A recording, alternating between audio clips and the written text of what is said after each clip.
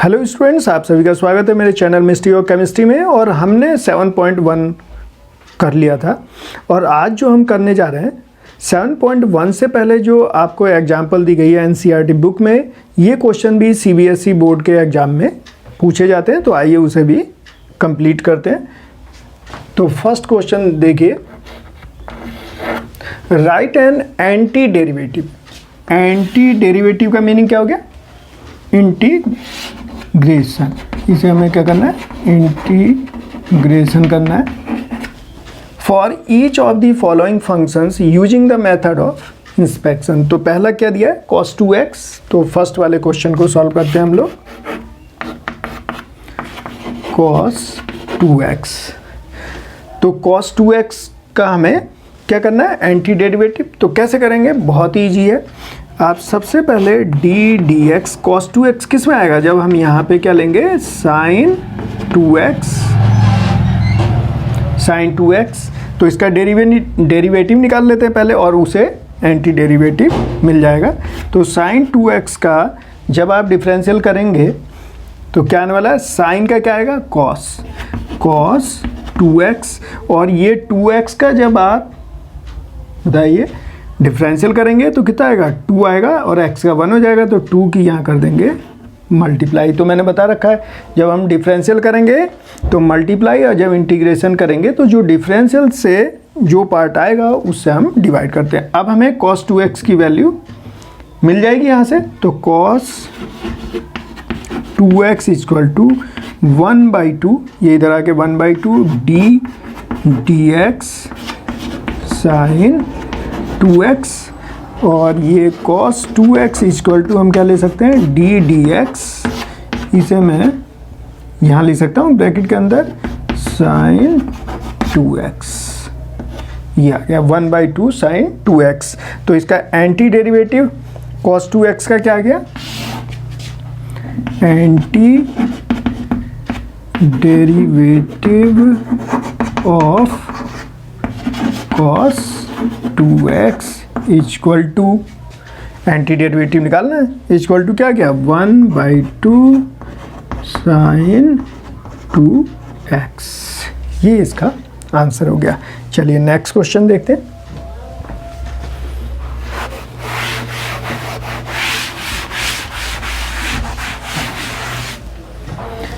Second part देखते हैं इसका।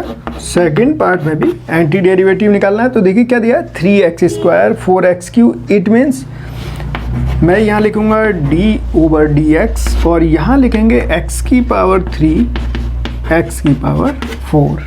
और यहाँ डिफरेंशियल पता ही है आपको कि अगर x⁻n का d/dx इस फार्मूले का यूज करने जा रहे हैं तो n x⁻n-1 होगा। अब यहाँ देखिए इसका डिफरेंशियल करेंगे, कितना आएगा? ये n की वैल्यू 3 है तो 3x 3-1 4x 4-1 3x² 4x⁻³। अब इसे कैसे लिखा जाए? देखिए हमें इसकी वैल्यू निकालनी है। तो 3x² 4x³ equal to d/dx x³ plus x⁴। तो इसका एंटी डेरिवेटिव ऑफ ये देखिए 3x² 4x³ इक्वल टू कितना गया? x⁻³ plus x⁴। ये सॉल्व हो गया। चलिए move on the next question. तो इस तरह से ये क्वेश्चन सॉल्व होते जा रहे हैं।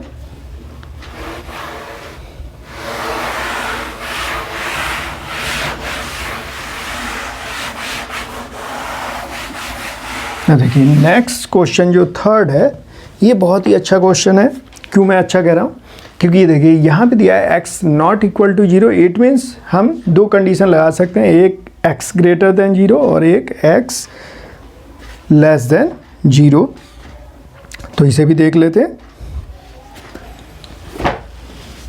थर्ड पार्ट इसका, थर्ड 1/x, कंडीशन है x not equal to 0। 1/x इसका होता है, बताइए, बिल्कुल सही कह रहे हैं, log x का, तो d/dx, इसकी दो कंडीशन लगाते हैं, x ग्रेटर देन 0, तो x की वैल्यू कैसे होगी, पॉजिटिव, और जब आप इसका डिफरेंशियल करेंगे ये आएगा 1/x। ये कंडीशन तो फर्स्ट ये फॉर्म कर दी हमने।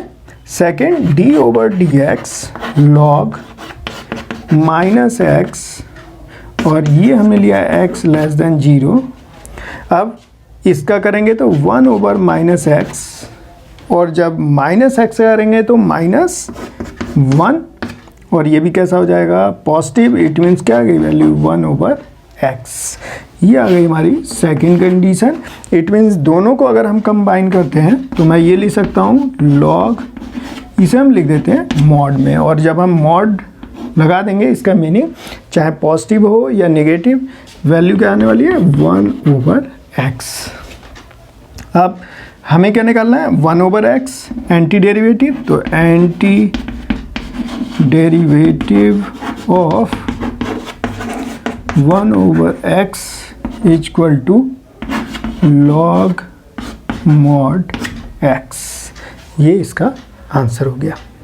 तो इस तरह से इन क्वेश्चनों को सॉल्व करना है। चलिए नेक्स्ट एग्जांपल देखते हैं।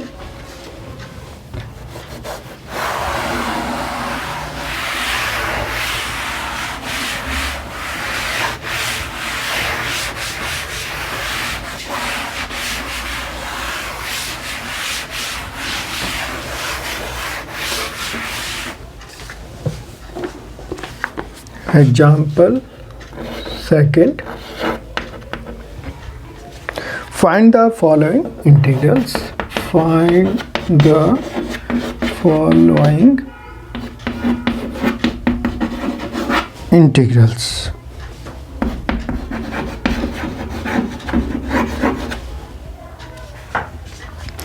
First question, x⁻³ -1 x square dx, इसे हमें इंटीग्रेट करना है। इसे मैं i = लिख ले रहा हूँ। देखिए कैसे सॉल्व करेंगे। हमने जो आपने पहले वीडियो देखे होंगे, मैंने कहा था कि अगर वो डिवाइड में है तो हम उसे कन्वर्ट करके किस में ले जाएं, प्लस माइनस फॉर्म में। तो इसे क्या किया जाए, सबसे पहले इसे सेपरेट कर देते हैं। इस तरह से लिख सकते हैं,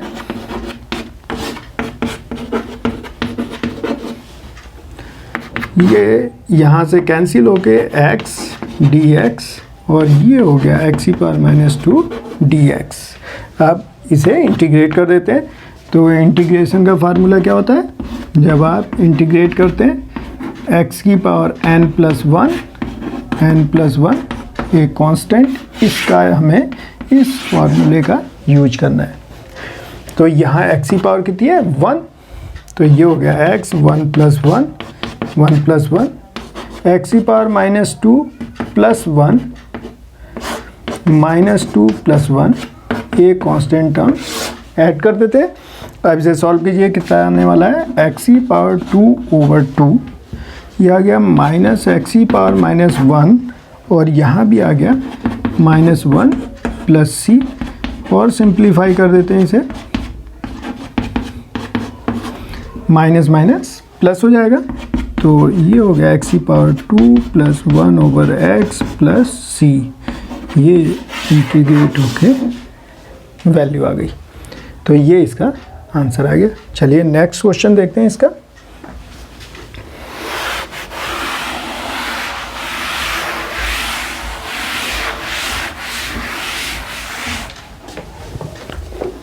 नेक्स्ट क्वेश्चन है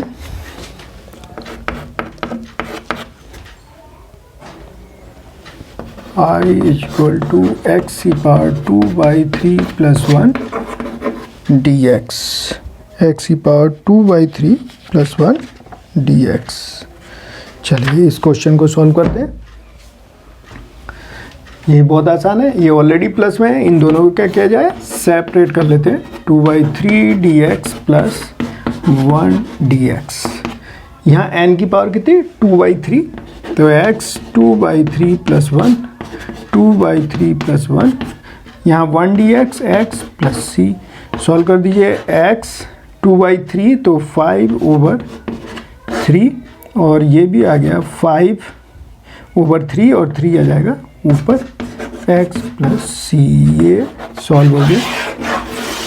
इस तरह से इसे सॉल्व करना है। चलिए नेक्स्ट क्वेश्चन देखा जाए।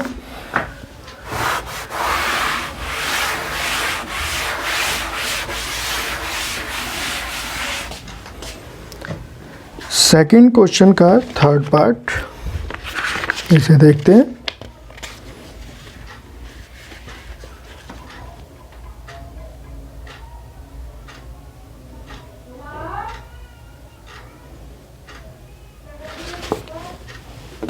थर्ड पार्ट,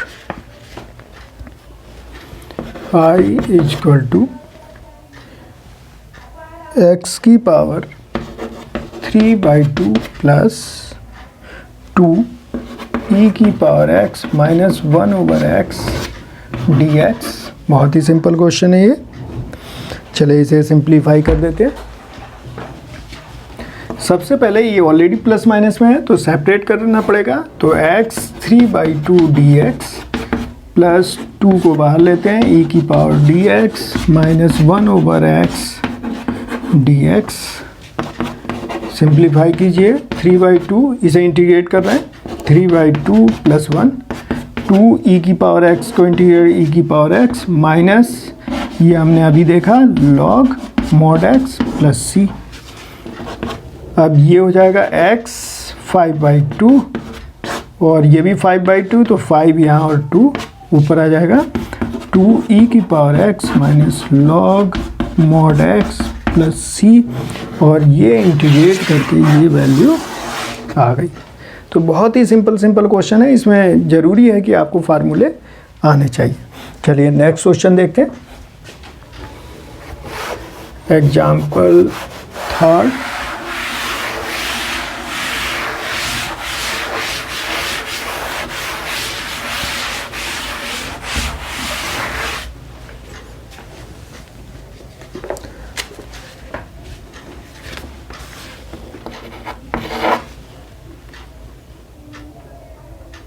इसमें भी इंटीग्रेट करना है। Find the following integrals.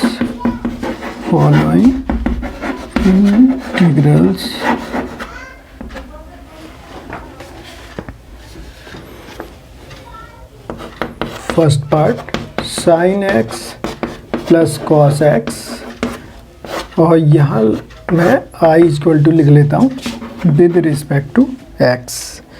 तो बहुत ही आसान है। देखिए इसे प्लस में ऑलरेडी है तो इसे सेपरेट कर लेते हैं। sin x dx plus cos x dx। अब sin x का इंटीग्रेशन करेंगे तो मैंने कुछ बताया था आपको, एक बार फिर देख लें। फार्मूला ध्यान रखना है। मैंने ये कहा था कि जब भी राइट हैंड साइड में CO से स्टार्ट होगा, जैसे sin x dx का लिखेंगे तो ये माइनस cos x होगा प्लस c। तो मैंने ये कहा था कि जब भी हम इंटीग्रेशन करेंगे और राइट हैंड साइड में अगर CO आ गया तो आपको माइनस यूज कर लेना है राइट हैंड साइड में। ये बात आपको ध्यान रखनी है। तो sin x का क्या आ गया माइनस cos x, ये जो ध्यान रखिएगा नहीं तो रॉन्ग हो जाएगा क्वेश्चन आपका। तो माइनस cos x क्यों राइट हैंड साइड में आया। अब cos x का क्या आएगा sin x, तो ये कैसा आएगा पॉजिटिव प्लस c। तो ये सॉल्व हो गया। Minus cos x plus sin x plus c, ये इसका इंटीग्रेशन हो गया। तो इसमें सिर्फ फार्मूले का यूज करना सिखाया जा रहा है आपको। चलिए नेक्स्ट क्वेश्चन देखेंगे।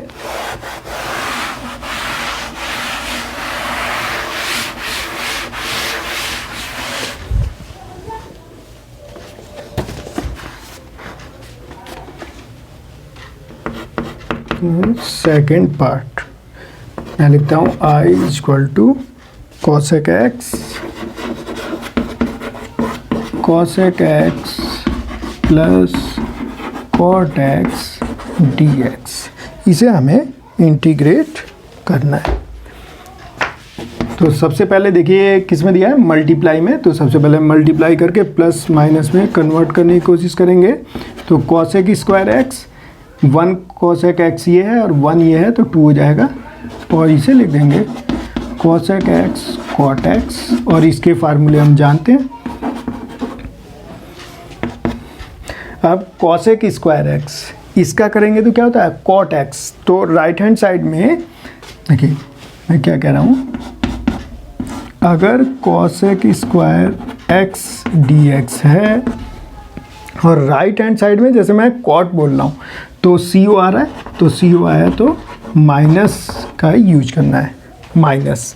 तो ये क्या गया, माइनस कॉट एक्स, क्योंकि सी ओ आया राइट हैंड साइड में। राइट हैंड साइड में इस पॉइंट को ध्यान रखना है। Plus cosec x cot x ये दिया हो तो क्या आएगा, माइनस कॉसेक एक्स। क्यों, ये देखिए ये है कॉसेक एक्स फिर कॉट एक्स डी एक्स।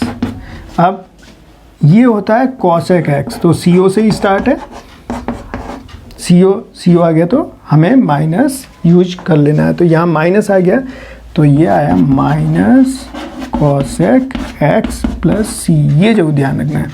अब ये क्वेश्चन सॉल्व हो गया, minus cot x minus cosec x plus c, ये इसका आंसर होगा। तो ये आपको ध्यान रखना है कि जब भी राइट हैंड साइड में सी ओ से स्टार्ट हो तो माइनस ज़रूर यूज करना है। तो ये आपको ध्यान रखना है। चलिए हम नेक्स्ट क्वेश्चन को देखते हैं, इसका third part.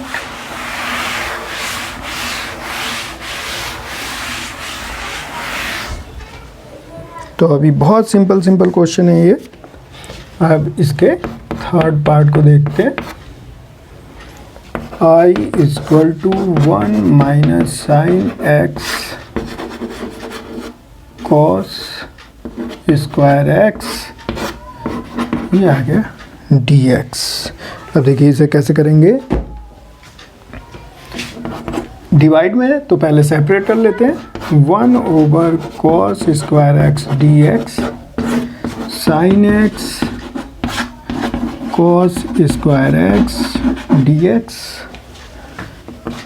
1 over cos x क्या होता है, सेक एक्स, यहाँ स्क्वायर है तो क्या आ जाएगा, मैं यहाँ डायरेक्ट लिखता हूँ सेक स्क्वायर एक्स, ये आ गया डी एक्स। इसे हम इस तरह से लिख सकते हैं साइन एक्स कॉस एक्स और 1 over cos x d x, और ये हो गया sec square x d x, और ये हो गया टेन एक्स और ये हो गया sec x, tan x sec x d x. अब हमें इसका फार्मूला मालूम है, सेक स्क्वायर एक्स का क्या होता है, tan x, sec x tan x का सेक एक्स प्लस सी, ये इंटीग्रेट होके आ गया। इस तरह से इस क्वेश्चन को सॉल्व करना है। चलिए नेक्स्ट क्वेश्चन देख लेते हैं।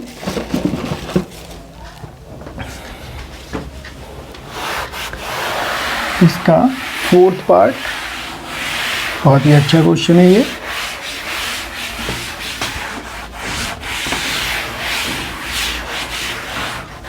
और मैथ में एक्सपर्ट बनने के लिए आपको इसकी प्रैक्टिस जरूर करनी है। एग्जाम्पल 4 देख लेते हैं।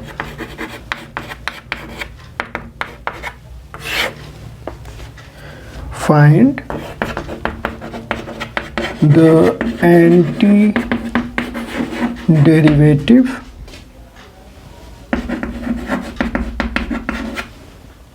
f of f defined by fx equal to 4x cube minus 6 where